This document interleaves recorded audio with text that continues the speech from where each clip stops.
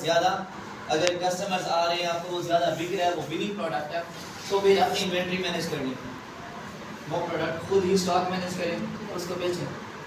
ये आपका अपना बिजनेस है। ये ड्रॉप शिपिंग के बारे में इस्लामी पॉइंट ऑफ व्यू से आप क्या कहना चाहेंगे? या इस्लामी पॉइंट ऑफ व्यू से मेरा एक दोस्त है जिसने अभी तकरीबन 10 निज़ामी कंप्लीट किया है सब कुछ, वो मुझे कह रहा है कि भाई उलमा फंसे हुए हैं इस चीज़ को।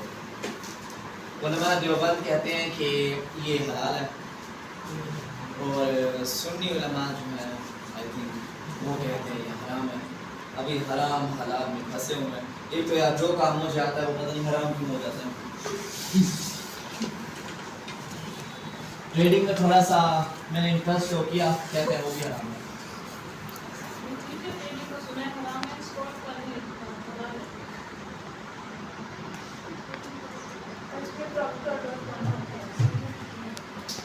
ड्रॉप शिपिंग तो ये है ना कि अगर हम बिज़नेस की डिफ़ाइन को देखें ना इस्लाम में, तो बिज़नेस की डिफ़ाइन में जो बेसिक डिफ़ाइन है उसमें ये चीज़ है कि आप कोई चीज़ पैसा इन्वेस्ट करें किसी कारोबार में, आप मालिक हो खुद उस चीज़ के।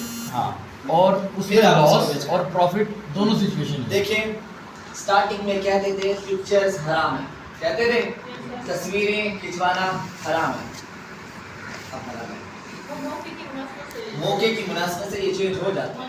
आप सब्र करें, ठीक 1 साल के अंदर ड्रॉप शिपिंग हटा लो, शर्त लगा देंगे सर। चले फिर भी ये अच्छी बात है, आपको कोई भी काम स्टार्ट करना है ना तो मुसलमान है, इस्लामिक पॉइंट ऑफ व्यू से थोड़ा सा देखना चाहिए, उसको रिसर्च करना चाहिए। एंड मैंने अभी तक ड्रॉप शिपिंग पहले स्टार्ट की थी जब मुझे इस चीज़ का खदशा नहीं था, फिर जैसे ही मेरे दोस्त ने मेरे काम करे ठीक है, मैंने ठप कर दिया। क्योंकि अब अगर ये है जिस कि- चीज़ में भी शक हो तो उस चीज़ को छोड़ देना चाहिए। छोड़ देना चाहिए। फिर दिल में भी बात आ गई हाँ। कि यार इतनी मेहनत भी करें और खाएं भी हराम हो। अब अल्हम्दुलिल्लाह अपना बिजनेस है yourdesigns.pk, आप स्टोर सर्च कर सकते हैं। आपको कस्टमाइज कोई भी ज्वेलरी करवानी हो, कोई भी कस्टमाइज करवानी हो, पाकिस्तान में जी हाँ। आपको वॉलेट करनी हो, की चेन कस्टमाइज करवानी हो, कोई ब्रेसलेट करवानी हो, कुछ भी हो सकता है। लाइट्स कस्टमाइज करवानी हो, कुछ भी करवा सकते हैं, ठीक है। ठीक है। और मेरे स्टूडेंट्स के लिए स्पेशल डिस्काउंट भी मिल जाएगा, हाँ। बस मुझे बता देना। पूरी स्टडी नहीं कर रहा है, मार्केटिंग स्ट्रेटजी। यस एंड वैसे ये कंप्लीटली मेरा नहीं है, ये पहले क्लाइंट का ही था। क्लाइंट से मीटिंग की तो 30% शेयर्स का मालिक बन गया। यानी कि अब हैंडल आप करते हैं साहब? जी। सही। चले ई कॉमर्स स्टार्ट करना है तो जाहिर सी बात है ई कॉमर्स को पहले थोड़ा सा स्टडी भी करना पड़ेगा। स्टडी कर लेते हैं कि टाइप्स ऑफ ई कॉमर्स क्या है, कितनी है। मेरी लास्ट रिसर्च के मुताबिक काफ़ी ज़्यादा है, 18-19 निकल आई थी, जो मेरी भी समझ में नहीं आ रही थी, लेकिन हमारे काम की 4 है। कितनी है? 4, जिसमें पहले नंबर पे आता है जी B2B, बिजनेस टू बिजनेस। कोई बता सकता है ये क्या होता है? सर ये बिजनेस में B2B होता है, B2C होता है, C2C होता है। यार B2B जैसा अच्छा बस B2C का। सर बिजनेस टू बिजनेस यानी कि एक बिजनेस वाला जो है वो दूसरे ही बिजनेस को प्रोवाइड कर रहा है। लेकिन अगर एक कंपनी है वो रॉ मटेरियल ले रही है और वो मैन्युफैक्चरर को दे रही है, तो ये बिजनेस टू बिजनेस है, इसमें कस्टमर नहीं है, कंज्यूमर नहीं है। बिल्कुल, कि जब 2 बिजनेसमैन आपस में ट्रेड करते हैं, आपस में तिजारत करते हैं इलेक्ट्रॉनिकली, उसको हम क्या बोलेंगे? B2B। एक चार्ट बना देता हूँ, इजीली समझ आ जाएगा। फर्ज करें यहाँ पर है एक बिजनेसमैन, नजर आ रहा है, और यहाँ पर है एक मैन्युफैक्चरर। मैन्युफैक्चरर किसे कहते हैं? प्रोडक्ट बनाने वाले को। और यहाँ पर है एक वेबसाइट मैन्युफैक्चरर। अब मैन्युफैक्चरर अपने प्रोडक्ट्स बनाकर अपनी ही वेबसाइट पे लिस्ट करता है, ठीक है। बिजनेसमैन आता है, वेबसाइट एक्सप्लोर करता है, अपने बिजनेस के अकॉर्डिंग वो यहाँ पर के प्रोडक्ट फाइंड करता है और उसको बल्क में परचेज कर लेता है। अब क्या होगा? मैन्युफैक्चरर अपनी ही वेबसाइट पर इसका ऑर्डर देखेगा और ऑर्डर प्रोसेसिंग करेगा, थ्रू कोरियर सर्विस इसको डिलीवर कर देगा, और इस पूरे सर्कल को हम क्या कहेंगे? B2B, business to business. दूसरा बिजनेस मॉडल है B2C, बिजनेस टू कंज्यूमर। ये क्या होता है? ये आप लोगों का बिजनेस होना है अगर आप लोगों ने किया तो। फिर आपका स्टोर, कोई कस्टमर आता है आपसे प्रोडक्ट बाय करता है, आप उसको कोरियर सर्विस के थ्रू डिलीवर करते हो और वो आपको पेमेंट करता है, तो ये क्या होगा B2C। और ये कहाँ पे हो रहा है? दराज पे हो रहा है, अमेज़न पे हो रहा है। और B2B कहाँ पे हो रहा है, कोई बता सकते हो? Sir Alibaba, Ali express. Alibaba को आपने एक मरतबा एक्सप्लोर करना है, लिख लें अलीबाबा को एक मरतबा लाजमी विजिट करना है। थर्ड नंबर पे आती है C2B। क्या ये भी पॉसिबल है?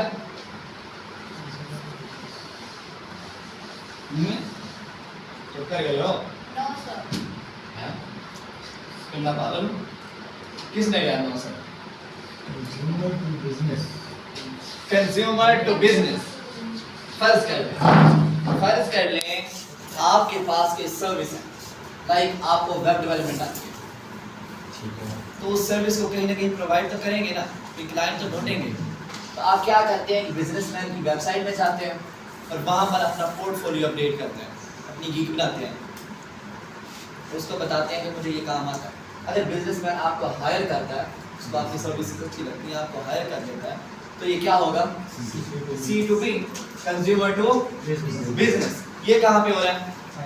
फाइवर पे हो रहा है, अपवर्क पे हो रहा है, पीपल पर हावर पे हो रहा है, और guru.com पे हो रहा है, फ्रीलांसर्स पे हो रहा है, लिंक्डइन पे हो रहा है। ऐसे ही है। Last C2C, consumer to consumer. ये क्या हो सकता है? जब कोई एक कंज्यूमर दूसरे कंज्यूमर को, दूसरे कस्टमर को अपनी प्रोडक्ट बेचता है, तो उसको हम क्या बोलेंगे? C2C। लेकिन एक सवाल पैदा होता है ना कि यहाँ पर जब बंदा चीज बेच रहा था तो वो बिजनेसमैन था, यहाँ पर बेच रहा तो वो कंज्यूमर हो गया। क्यों? ये सबका बिजनेस नहीं होता, हम सारा का होगा। देखिए फर्ज करने आपके पास कोई प्रोडक्ट है, आपने लिया, उसको यूज किया, अब आप सोच रहे हैं कि ये मेरे किसी काम का नहीं है, सेल करना चाहते हैं उसको, तो क्या करेंगे? बिजनेसमैन की वेबसाइट में जाएंगे? नहीं जाएंगे, बता रहा हूँ, पूछ नहीं रहा हूँ। बिजनेसमैन की वेबसाइट में जाएंगे और अपने प्रोडक्ट को लिस्ट कर देंगे और अपने जैसा कंज्यूमर ढूंढेंगे, जब मिल जाता है उसको सेल आउट कर देते हैं। जैसे OLX है, लोकल इंटरनेशनल ईबे, आप इसको क्या कह सकते हैं? C2B2C, यानी consumer to business, business to consumer. C2C कहेंगे तब भी चलेगा। समझ आ गई है? तक की बात है? क्लियर है? यहाँ तक किसी को कुछ ना समझ आई हो? ओके, तक की बात है? ध्यान से बैठें, क्योंकि एंड पे मैं टेस्ट भी लेता हूँ।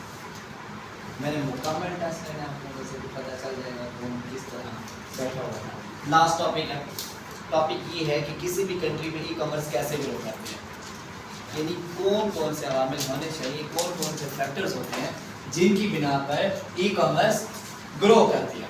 वैसे कोई बता सकता है? अगर इतनी नॉलेज हो किसी को तो क्या नहीं बात नहीं, किसी को वाकई पता हो तो बता। LLC आपने तो मेरा मसला ही हल कर दिया।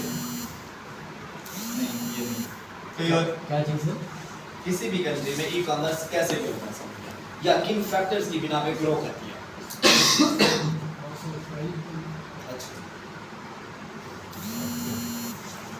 अगर डेवलपमेंट की सपोर्ट है तो वो भी एक फैक्टर होगा। यस, इकोनॉमी कौन कह रहा है? पुराने स्टूडेंट है तो चुप करके बैठ रहा है। पहले नंबर पे आता है पॉलिटिकल फैक्टर, ये लिख लें क्योंकि इस पर आप लोगों ने खुद ही रिसर्च करनी है। आज भी लेंगे। पॉलिटिकल फैक्टर, पॉलिटिकल फैक्टर यानी कि किसी भी कंट्री में सियासत की वजह से जो असरात ई कॉमर्स पे पड़ते हैं उसको क्या बोलते हैं? Political factor. लाइक हमारी कंट्री में पॉलिटिकल स्टेबिलिटी ना हो, जो कि है ही नहीं, तो हो जाएगी इंशाल्लाह। तो आपको क्या लगता है ई कॉमर्स ग्रो कर पाएगी? मुश्किल है। अगर किसी भी कंट्री की गवर्नमेंट जो है वो ई कॉमर्स को सपोर्ट ही ना करे, टैक्सेस लगाए, सब्सिडीज ना दे, तो ई कॉमर्स ग्रो कर पाएगी? क्यों नहीं कर पाएगी? रिलैक्सेशन ही नहीं है, स्ट्रिक्टनेस इतनी होगी, टैक्सेस होंगे तो हर बंदा यस, यानी ये एक वजह हो सकती है जिसकी वजह से ई कॉमर्स ग्रो मुश्किल करेंगे, बहुत मुश्किल। दूसरे नंबर पे आ जाता है जी इकोनॉमिकल फैक्टर। किसी भी कंट्री की माशी सूरत-ए-हाल की वजह से जो असरात ई कॉमर्स इंडस्ट्री पर पड़ते हैं उसको हम क्या बोलेंगे? Economical factor. अब आपकी कंट्री की माशियत ठीक नहीं तो ई कॉमर्स भी ठीक नहीं। आप पाकिस्तान को बिल्कुल ही लीस्ट कंट्रीज में भी शुमार नहीं कर सकते। पाकिस्तान न 3 में न 13, ना ज्यादा हाई ना ही ज्यादा लो, दरमियान में। वजह क्या है? ये ना इकोनॉमिकल सिचुएशन ठीक है ना पॉलिटिकल सिचुएशन ठीक है। अब देखिए पाकिस्तान में ज्यादातर लोग किस चीज पर बेस्ड हैं? एम्प्लॉयमेंट पे, ऐसे ही है। और उनकी मंथली इनकम क्या? 20,000 से 32,000। अब 20 से 32,000 मंथली कमाने वाला शख्स अपने घर का राशन पूरा करेगा या ऑनलाइन शॉपिंग करेगा? और ऑनलाइन शॉपिंग हमारे ऊपर ही डिपेंडेंट है ना। ऐसा तो नहीं हो सकता कि स्टोर का मालिक खुद ही अपनी चीजें खरीदी जाए और उसका स्टोर ग्रो कर जाएगा, नहीं ना, हमारे ऊपर ही डिपेंडेंट है। और हमारी जेब अगर इजाजत नहीं देगी तो फिर ई कॉमर्स नो। और किसी भी कंट्री का अगर इकोनॉमिकल ग्राफ नीचे होता है तो एक चीज है जिसका ग्राफ ऊपर जाता है, इन्फ्लेशन। यस, महंगाई। और महंगाई सिर्फ गरीब तबके को ही नुकसान नहीं पहुंचाती, बिजनेसमैन को भी पहुंचाती है। क्योंकि जो चीज़ बिजनेसमैन को पहले 10 रुपए की मिल रही होती है वो अगर 15 रुपए की मिलने लग जाए तो वो आगे अपने कस्टमर्स को भी तो जाहिर सी बात है महंगी बेचेगा, जिससे ऊपर से नीचे तक असर पड़ता है। क्लियर है? तीसरे नंबर पे आ जाता है जी टेक्नोलॉजिकल फैक्टर। ये क्या हो सकता है? टेक्नोलॉजी आपके एडवांसमेंट। टेक्नोलॉजी अगर किसी भी कंट्री की एडवांस होगी तो जाहिर सी बात है ई कॉमर्स भी ग्रो करेगी। अगर टेक्नोलॉजी एडवांस नहीं है तो ई कॉमर्स ग्रो नहीं करेगी। टेक्नोलॉजी में क्या आता है? इंटरनेट पेनिट्रेशन आती है, मोबाइल डिवाइसेस आते हैं, गैजेट्स आते हैं। अगर ज़्यादा से ज़्यादा होंगे तो क्या होगा? ई कॉमर्स ग्रो करेगी। अमेरिका की मिसाल ले तो 98% तक लोग वहाँ पे मोबाइल यूज़ करते हैं, मर्द, औरत, बच्चा, बूढ़ा, बूढ़ी, जो भी 98% तक मोबाइल यूज़ होता है और उसमें इंटरनेट का इस्तेमाल भी होता है। अब जहाँ पे मोबाइल और इंटरनेट का इतना ज़्यादा इस्तेमाल हो तो जाहिर सी बात है ऑनलाइन शॉपिंग की अवेयरनेस तो बढ़ेगी। ऑनलाइन शॉपिंग की अवेयरनेस बढ़ेगी तो जाहिर सी बात है वहाँ पर अमेज़न जैसी, ईबे जैसी कंपनी तो करेंगी, करेंगी ना। Yes sir. चाइना की मिसाल ले लें। इस वक्त चाइना की एक और वजह भी है बढ़ने की, क्योंकि इस वक्त ई कॉमर्स में सबसे हाईएस्ट जो कंट्री वो चाइना। अमेरिका दूसरे नंबर पर है लेकिन फिर भी चाइना से बहुत पीछे है। वजह क्या है? चाइना खुद मैन्युफैक्चर है, चाइना खुद चीज़ें बनाता है। उसके बाद चाइना में छोटे से छोटा मोबाइल भी वाटर प्रूफ होता है। कितनी एडवांस टेक्नोलॉजी वहाँ, क्योंकि वो लोग नहाते वक्त मोबाइल यूज करते हैं। कभी सर्च कीजिएगा, मसले की बात नहीं। Last factor social factor. ये क्या हो सकता है?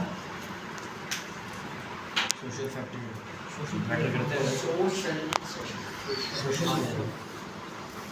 Social factor social factor sir आपका समाजी ही है, या आपके लोग ही अगर उनकी सोच ही थोड़ी बैकवर्ड है या वो एडवांसमेंट में आना ही नहीं चाह रहे तो आप कैसे उसमें एडवांसमेंट आ सकेंगे? कह सकते हैं। देखिए सोशल मीन कल्चर, सकाफत, आप कुछ भी बेच रहे हैं, किसी भी इलाके में कोई भी चीज़ बेच रहे हैं, अगर उसका कल्चर नहीं है, उसकी डिमांड नहीं है, ट्रेंड नहीं है, वो कभी नहीं बिकेगा। बिकेगा भी तो आपका लॉस ही करेगा। क्लियर है। दूसरा, हम लोग देखा देखी बहुत करते हैं, कॉपी करते हैं ना, लड़कियां ज्यादा करती हैं। कोई भी अगर अच्छा मेकअप करके आ जाए या अच्छा कपड़े वगैरह पहन के आ जाए, दूसरी लड़की पूछती है कहाँ से लिया, कितने का लिया। अगर पहली लड़की कह दे उसको कि फलाने स्टोर से लिया और इतने का लिया, डील्स कर दी, तो दूसरी लड़की लेगी ना, चांसेस तो है 90%। तो सोशलाइजिंग से मार्केटिंग भी हो गई, ई-कॉमर्स भी हो गई। एक और मिसाल देता हूँ आपको इसी सोशलाइजिंग की। फर्ज कर लें मैंने बहावलपुर में स्टोर बनाया और मैं उस स्टोर में बेचने लगा हूँ जी ट्रैक सूट। पता है क्या चीज़ होती है? पता है? ओके, ट्रैक सूट बेच रहा हूँ और मैं उसकी डिजिटल मार्केटिंग कर रहा हूँ सिर्फ के बैकवर्ड एरियाज में। तो मेरे वो ट्रैक सूट बिक जाएंगे? क्यों नहीं बिकेंगे?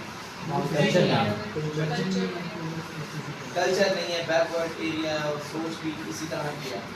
वो ना ही वो लोग इस चीज़ को पसंद करते हैं, उनको तरीका भी नहीं है, तो क्या होगा? नहीं बिकेगा। और अगर मैं इसी की मार्केटिंग करता हूँ इस्लामाबाद में, बिक जाएगा। वहाँ कल्चर वो लोग इस चीज़ को पसंद करते हैं, उनको पता है कैसे ये चीज़ है, ब्रांड है इस चीज़ का, तो बिक जाएगा। यानी कि आप लोगों को कोई भी काम स्टार्ट करना है, जिस एरिया में भी स्टार्ट करना है, आपको वहाँ का कल्चर देखना होता है। आपको देखना होता है कि मैं जो भी प्रोडक्ट हंट कर रहा हूँ, लॉन्च कर रहा हूँ, या जिस भी कैटेगरी का स्टोर बना रहा हूँ, आगे वहाँ पर उस चीज़ का कल्चर है भी या नहीं। क्लियर है? यहाँ तक किसी को कुछ ना समझ आए?